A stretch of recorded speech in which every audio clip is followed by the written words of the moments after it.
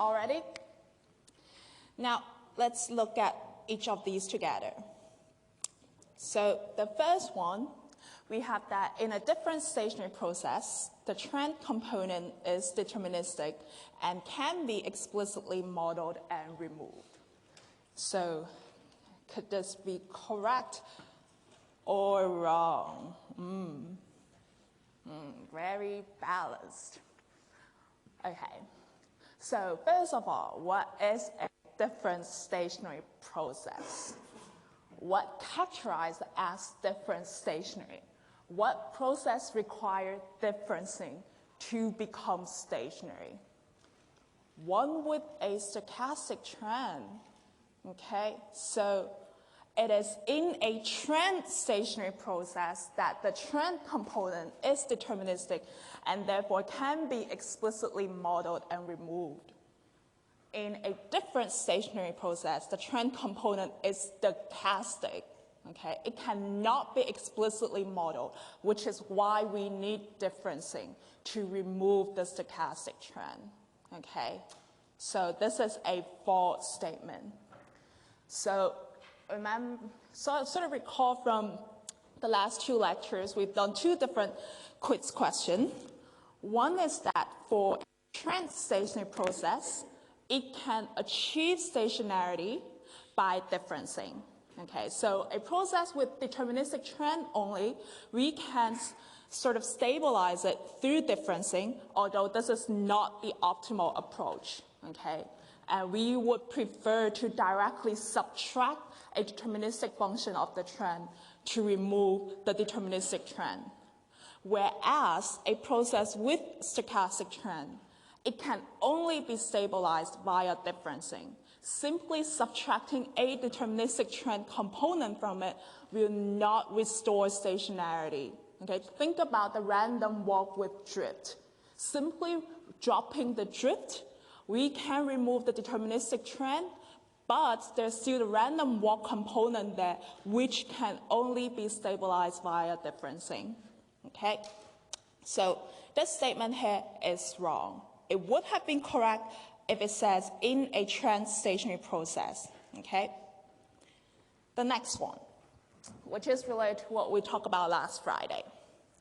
So we have that in the ADF test, the alternative hypothesis posits the absence of unit roots, suggesting that the series can be considered stationary after accounting for any deterministic components like trends. So is this correct or wrong? Okay, this is true. Okay, under ADF test, regardless of the specification we use, trend inclusive, constant only, no constant, the null always posits that we have a unit root. Under the alternative, we have no unit root, so no stochastic trend. And the process that differs under the three different specifications for the alternative hypothesis is just that some is trend stationary, some is stationary around non-zero mean, and some is stationary around zero mean. Even if it's trend stationary, okay, it is still stationary after accounting for the deterministic component. Trend stationary, it's not stationary alone, but once we remove the deterministic trend from a trend stationary process, it becomes stationary. So this is a correct statement. Now, the next one. The risk of type 1 error, okay, which is about falsely rejecting a true null hypothesis, increases with overspecification in ADF test. Is this correct? Okay. Think about what we discussed on Friday. The different specifications sort of have different deterministic component, okay?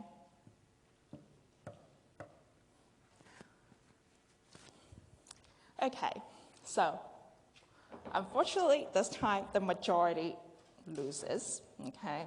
This is a false statement. Over-specification in ADF test, which means you included more deterministic terms than needed, okay? So you have included unnecessary components, and that would reduce the power, Okay? Reduce the power by increasing the risk of type 2 error.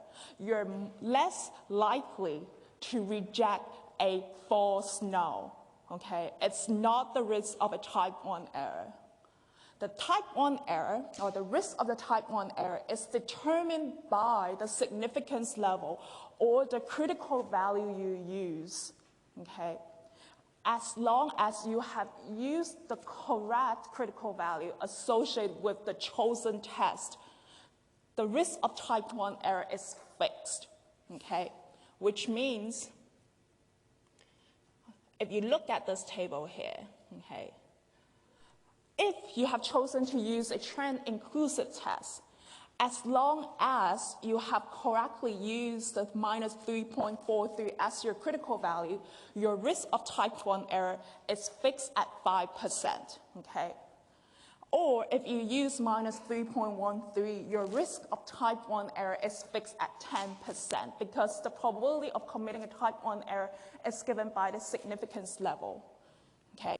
Even if the correct specification were supposed to be a constant only 1, as long as you use the correct critical value associated with the incorrectly specified test, your type 1 error probability is still fixed at the specific level, okay? It is that you risk a higher chance of type 2 error. Remember from the graph here, that was from lecture 10. Okay, so if you look at this graph here, the reason that we say we have a higher risk of committing a type 2 error was, imagine if you use more deterministic component than needed, the distribution shifts further towards the left, which means you need a more negative test statistic in order to reject the null of a unit root, because the critical value for the specification with more deterministic component becomes more negative, okay? So in order to reject the null, you need a more negative test value, a test statistic value. And at the same time, including more deterministic component means that you have more parameters to estimate, which means you have a higher standard error, okay? The standard error appears in the denominator of the t-statistic. A higher denominator means that the t-statistic will become smaller in absolute value, okay? So it will be closer to 0. However, you need a more negative test statistic in order to reject the null. At the same time, your test statistic is close to 0, which means you're less likely to reject the null hypothesis when there is actually no stochastic trend, okay? So you risk a higher chance of type 2 error. Fail to reject a false null. So this is incorrect, okay? It's the risk of type 2 error increases with overspecification. So this is a false statement. Now, the last one.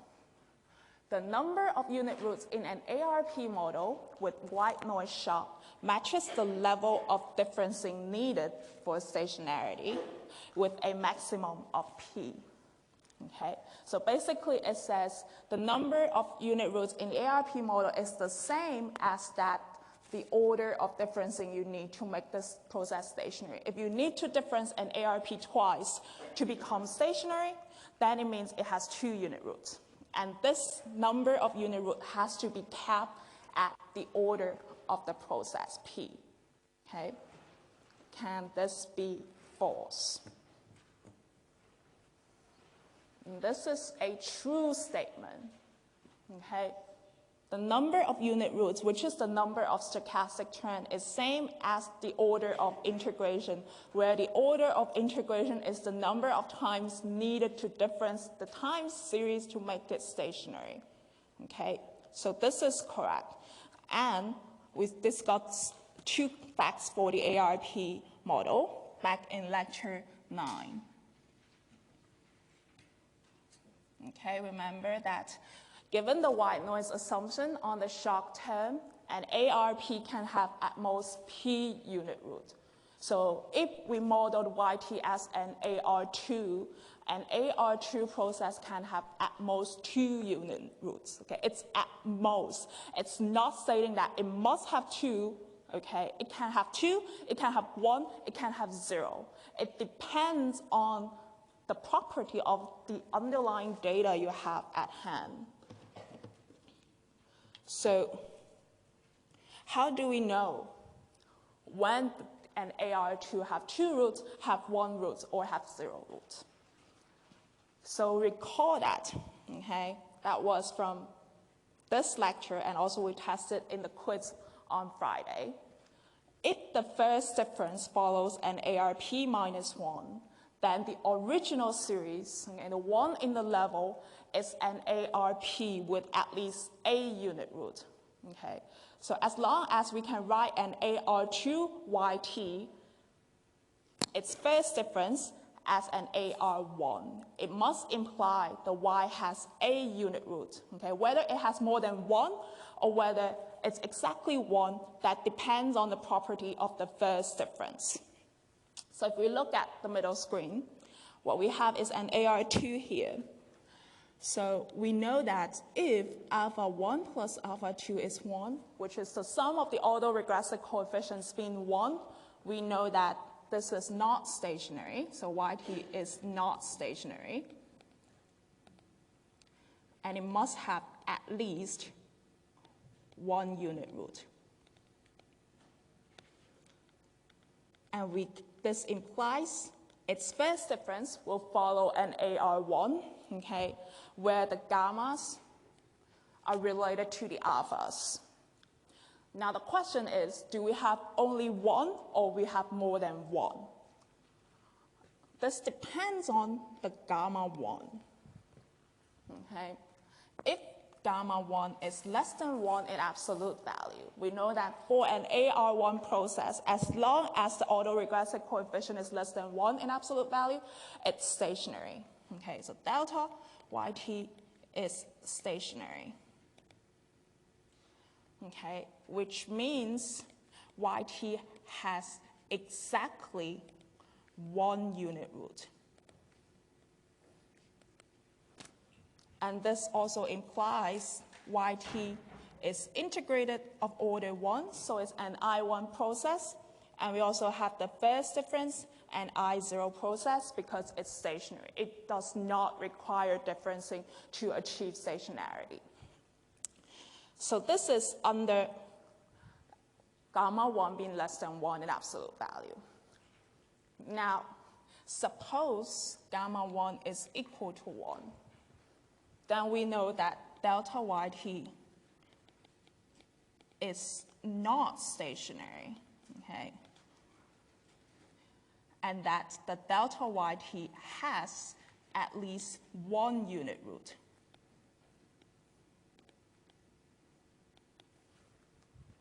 This then in turn implies YT has at least 2 unit roots. Okay. Then we know that under this case, we have to look at the second difference. So the second difference of Y, okay, given that the first difference follows an AR1 and it has a unit root, we know that we can reduce its order by 1.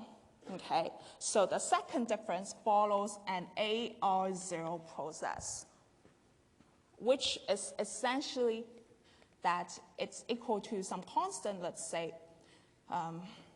delta, let's say beta naught plus the shock UT. And again, this beta naught depends on the alphas. Okay, the gammas also depends on the alphas.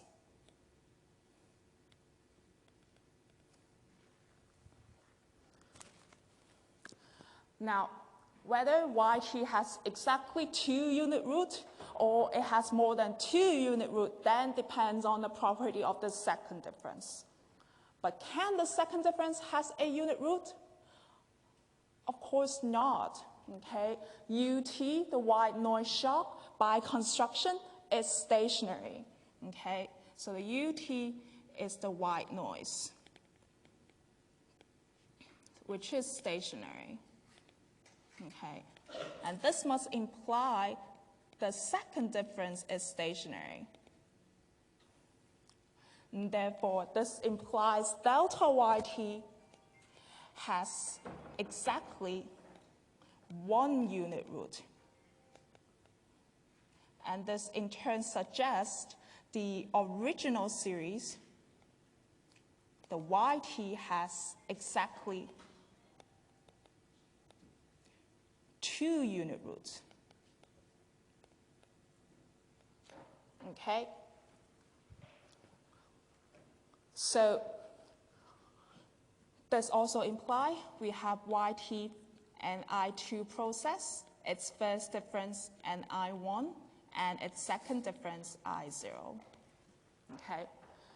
So we can see that whether an AR2 process has more than 1 unit root or not depends on the property of its differences. Yeah, when we have to do this sort of like an iterative process in order to pin down the exact number of unit roots in an ARP.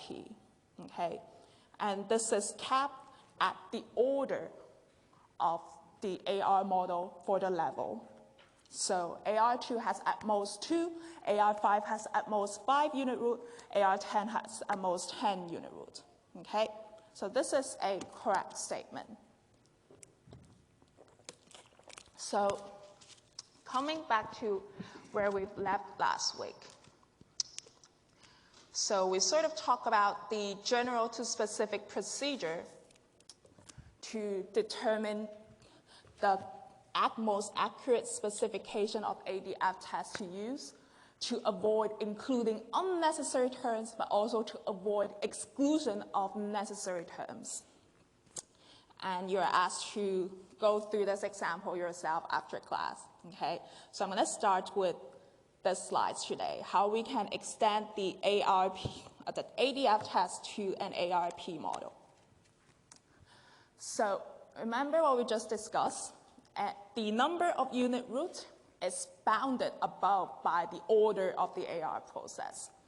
So the limitation of testing with an AR1 specification is that it only allows YT to have 1 unit root. But what if the actual YT has more than 1 unit root? Then this implies we would need to use a higher order AR to model the Y rather than using an AR1. Okay, so essentially, if we generalize what we've seen to an ARP model, so we included P lags of Y in the model equation. This will allow us to test the existence of multiple unit roots. And the associated ADF regression, okay, is essentially by adapting the one associated with an AR1 with P minus 1 lags of the delta YT. Okay, so essentially, we just incorporate P minus 1 lags of the first difference into the ADF regression. So if we have an AR4 model for Y, then we just need to include 4 minus 1, which is 3 lags of first difference into the ADF. Okay, and the ADF regression is equivalent to the ARP. The pi and the gammas, they are functions of the alphas, okay?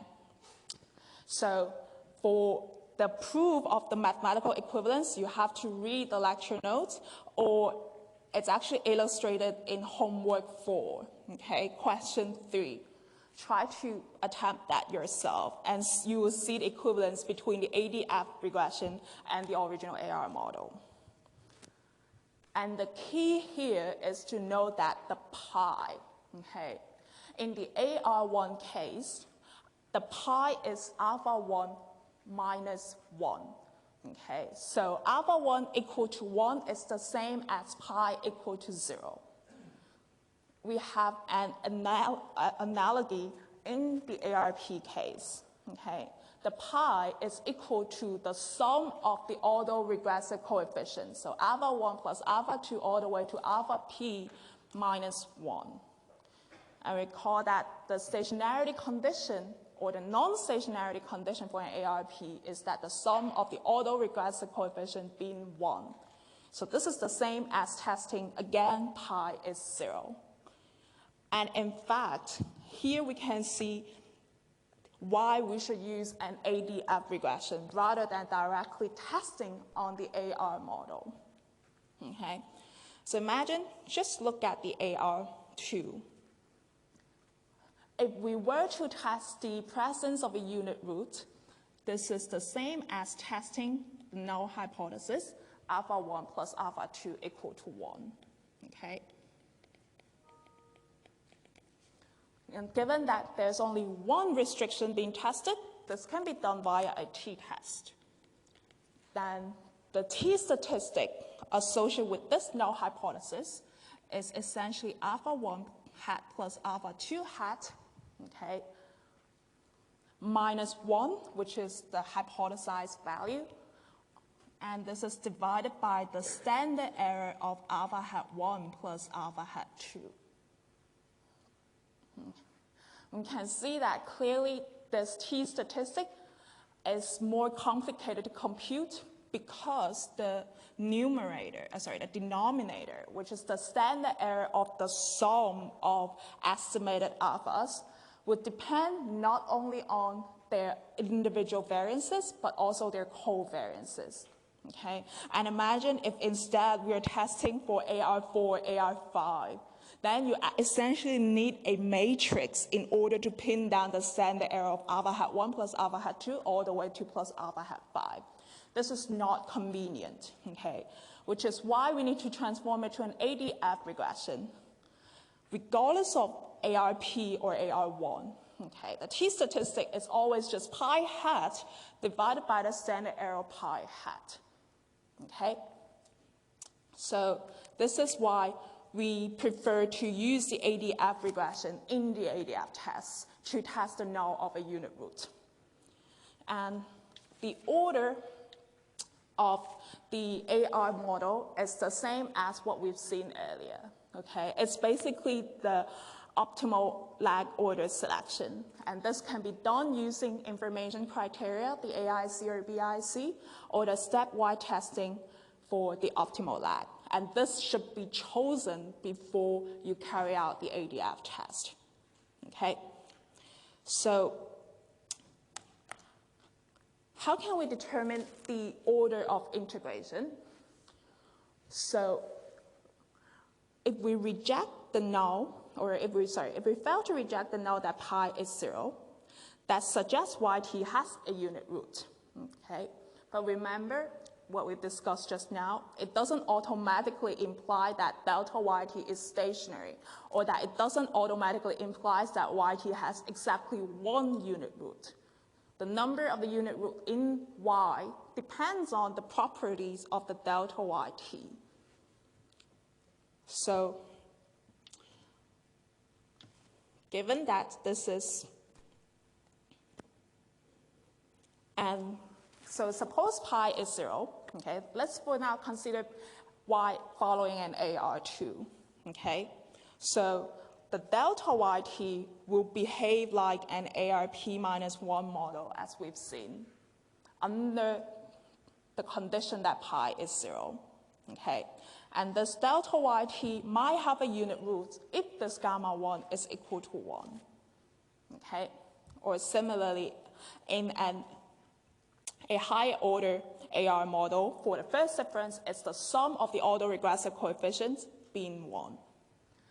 Then in order to pin down the exact order of integration, basically it's just following what we've done here, okay, on my iPad. We have to do sequential ADF tests for Y for the first difference, the second difference, until the first rejection emerges, okay? So we start with testing y, t, whether it has a unit root. And if we reject the null, it means basically it's stationary, or it's stationary around a deterministic trend. So it's I0. Okay? The order of integration is 0.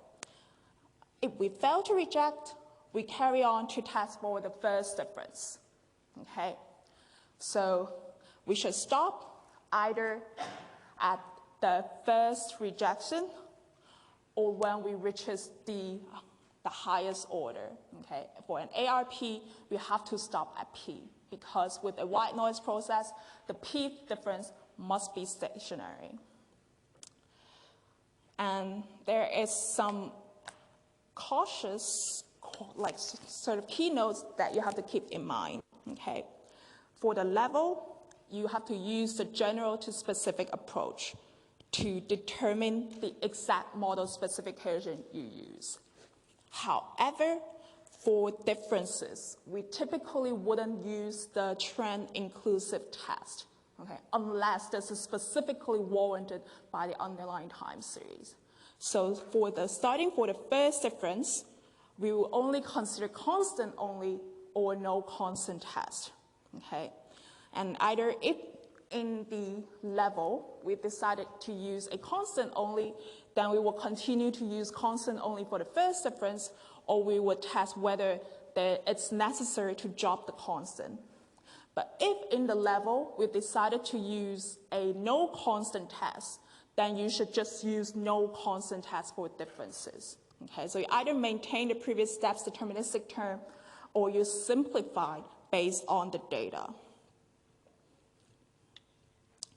So as an illustration, let's consider the US quarterly CPI, okay? So we can see from the time plot that this quarterly CPI is not stationary and it's trending upward. And on the right, we have the first and the second differences. So the purple line depicts the first difference, which is somewhat stabilized compared to the level, but we can see that it's still not really stationary. But the second difference is actually stationary. So we guess that CPI might be integrated of order 2, okay? And we would need to test it. And remember, we should pin down the order of the AR model for the level, okay? And this could be done using stepwise testing or using information criteria. So here we can see that both the AIC and BIC indicates that AR4 is the optimal for the CPI data, okay, because it's the most negative one. Remember, the optimal order is chosen by minimizing the information criteria, okay? So given that we use an AR4 to fit the CPI, that means in the ADF regression, we should include 4 minus 1, which is 3 lags of the first difference, okay? So here we have the ADF regression of different forms.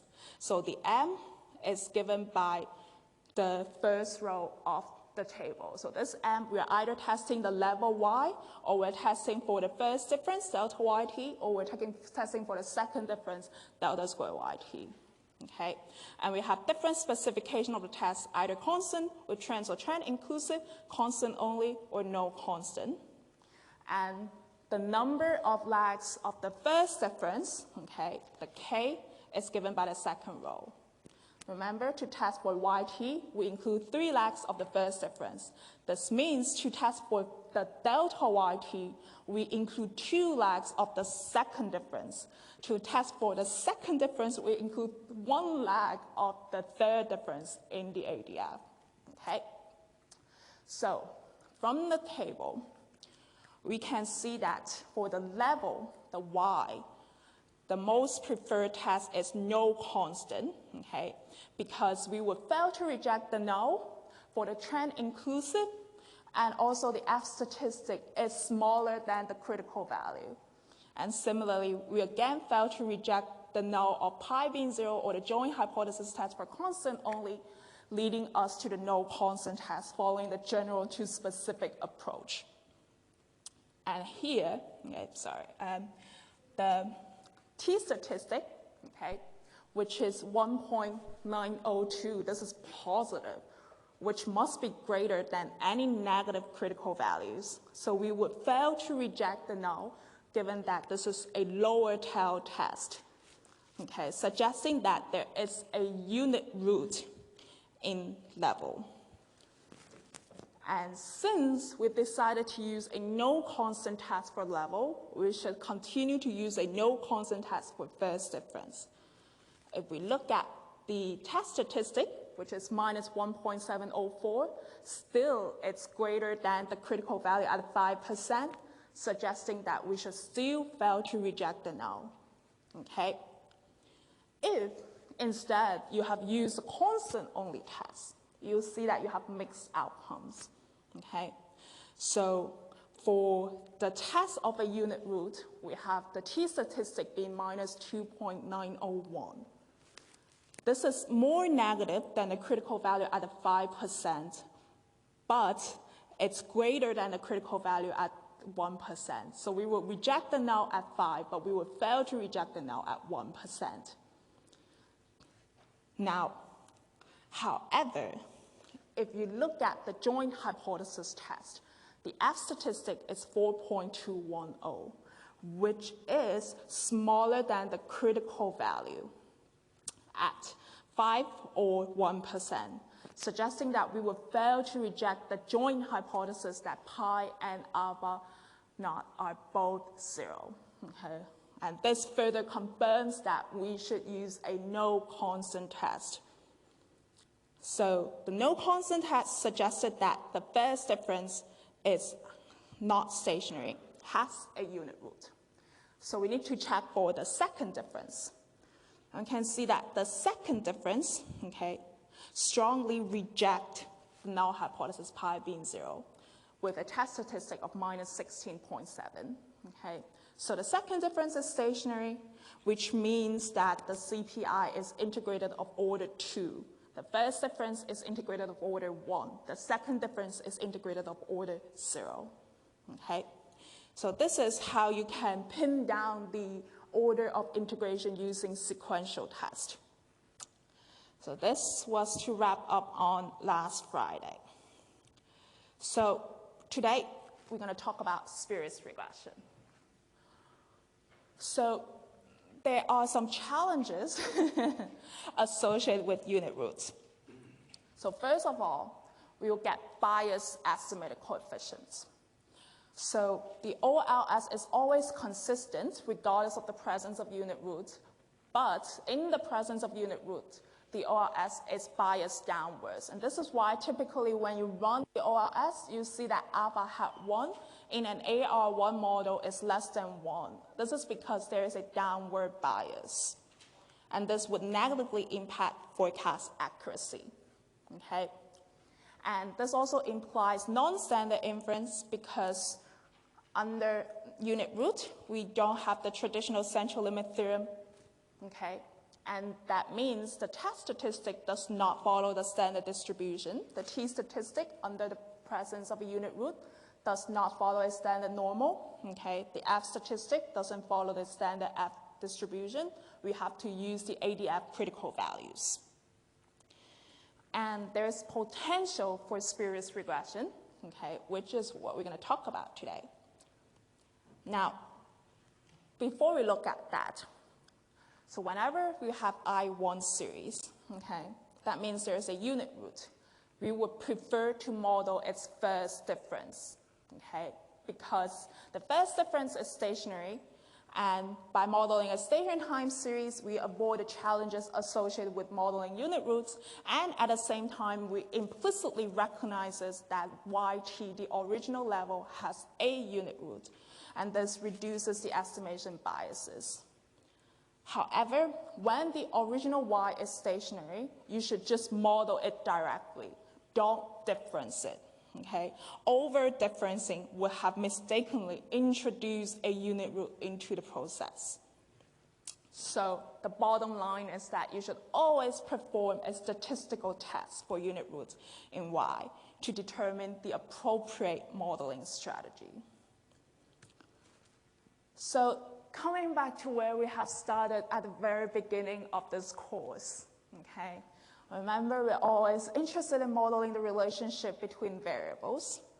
And the central question is, how can we determine if X and Y are related, either causally or predictively?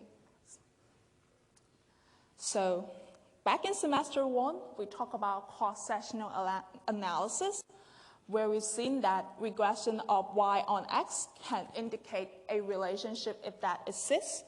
Okay, so if we know that X is independent of Y, then our OLS will consistently estimate the zero coefficient for X because there is no relationship. And we can use the T or the F test to assess the statistical significance. And this continues to carry over for stationary time series, okay? As long as both the X and the Y series are stationary and that we know they are independent, the OLS will consistently estimate a zero coefficient for X, okay? So the beta hat 1, in the case where X and Y are stationary and they are independent, that will converge to 0. Beta hat 1 will be consistent for 0. Note, however, in this sort of simplified regression, we didn't include the lag of YT on the right-hand side. This would potentially induce zero correlation in the error term U if the Y's were autocorrelated. Okay, so we need to use heteroscedasticity and autocorrelation consistent, which is called HAC, standard errors. Okay, this is not what we're going to talk about in our course, but this is something you should keep in mind. Now, the issue sort of comes with stochastic trends. The existence of the stochastic trend complicates the analysis. So suppose X and Y are independent random walks. So random walks are essentially stochastic trends.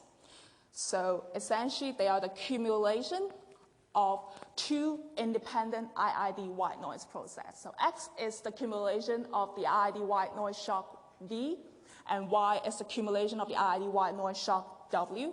The V and the W's are independent, which implies X and Y are independent. And given that they're accumulation of white noise shocks, they are I1 processes. So X and Y are independent I1. When we run the OLS regression of Y on X, we would expect beta hat 1 to be consistent for 0. However, the reality is beta hat 1 is always significantly different from 0.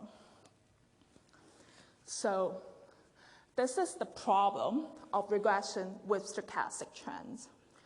The OLS tends to systematically falsely detect a significant relationship between unrelated integrated process, okay? The beta hat 1 will not converge to 0 as t goes to infinity, and the t value for testing the beta 1 being 0 is always significant. And also the R square in this type of regression is typically high, suggesting misleading strong fit. So the spurious significance comes from the stochastic trend. Okay, this arises in regression where we have stochastic trends. So what actually is spurious regression? So the definition is that the systematic tendency to find statistically significant relationship between unrelated I1 process, okay? Given that they're unrelated, we should find no significant, but spurious regression finds significant relationship. So this is due to the stochastic trend in the data. So remember, the stochastic trend has random wandering behavior. And it's really this random wandering behavior lead to the illusion of co-movements. Even unrelated I1 can have periods where we have similar movements, therefore suggesting a wrong significant relationship. Okay, so just as an illustration,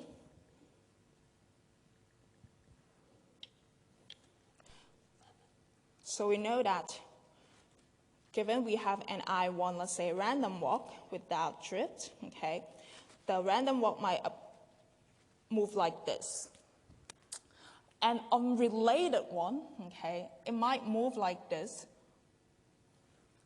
but then there will be some period where the movement look quite similar, and therefore it might suggest a wrong significant relationship even though they are not related. So this further highlights the importance of conducting ADF tests before carrying out any regression analysis. Okay? The spurious regression can result in seemingly absurd correlation between unrelated variables. So today, we'll look at an example where we link the cumulative rainfall to the price level in the US. And we'll see that actually they have a significant relationship, although we know that such a relationship is nonsensical. So the question we have in mind is, does the cumulative annual rainfall help to account for price level in the US? So the BIC tells us that we should model both series as AR2. And before we run any regression, we check the ADF test result, okay? So I've done the general to specific approach at the background for you already, and that specifies we should use a constant-only test. So we can see that for the levels, the y and x, they're very close to 0. So we fail to reject the unit roots at level for both series.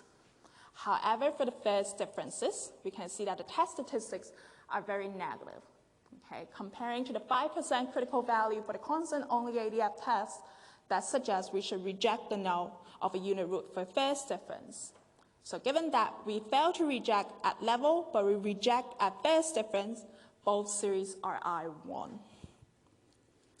If you plot the data, okay, the black is the one for the annual CPI, and the blue line is the one for the cumulative rainfall, okay? So they're both trending upwards. Simply looking at the time plot, okay, that might suggest there exists a plausible correlation between the two. However, this relationship is likely spurious, okay, as indicated by the ADF test. This is a very classical example of unrelated I1s can have spurious correlations. So what would have happened if we regress the price level on the cumulative rainfall, so regress the y on x? If you look at the t statistic, that it's absurdly large, 125.5, suggesting a highly significant relationship between cumulative rainfall and price level. And we can also see that R squared is 0.9969, which is near unity, again implying almost perfect fit. Could this imply we have a new theory for inflation? Rainfall can help us predict the inflation for next time period? No, okay, this is spurious regression. If you run the regression on first difference, okay, so regress the delta yt on the delta xt. So after difference, both are I0, stationary, so it's suitable to use the OLS. Okay, you see that now the t statistic is minus 1.464. Okay, this essentially implies there's no significant relationship in the difference data. And also the R squared significantly reduced to only 0.043. So close to 0, again, indicates no explaining power. So the regression in first difference suggests that the significant relationship we find in the level was actually spurious. And this could be further checked by including the lag price in the level regression. Okay? So the difference between the regression in 3 and step 1 is that we now include yt minus 1 on the right-hand side as well.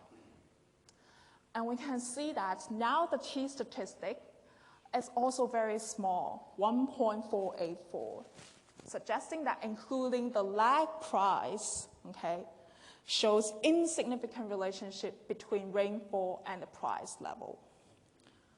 So essentially, the inclusion of the lag helps to control for the inherent trend in Y, okay, which helps us avoid spurious regression. So essentially, remember Y and its first lag, they have the same common stochastic trend, okay? Whereas in regression 1, we detected a spurious relationship because the stochastic trend in Y and X, although they are independent, they might have similar movement, so the regression sort of detect that they have a significant relationship, although it's actually a false one, okay? Whereas now in regression 3, by controlling for the stochastic trend in Y on the right-hand side, we correctly identify the no relationship between rainfall and the price level, okay? The R-square in this regression is very high. It basically reflects the Y's autocorrelation. Okay? It's because YT minus 1 and YT are highly correlated, not because of rainfall. So this is the spurious regression. And I will leave it for you guys to read the very final slide, which is just summarizing everything from the spurious regression today. Thanks for coming. Quiz 3 is happening this week. The instruction is already uploaded. And also, the lecture notes for last week has already uploaded. We only have one final chapter, which is related to spurious regression, and what we're going to discuss on Friday, Granger causality. Okay, that will be uploaded later this week. So thanks for coming. I'll see you guys on Friday.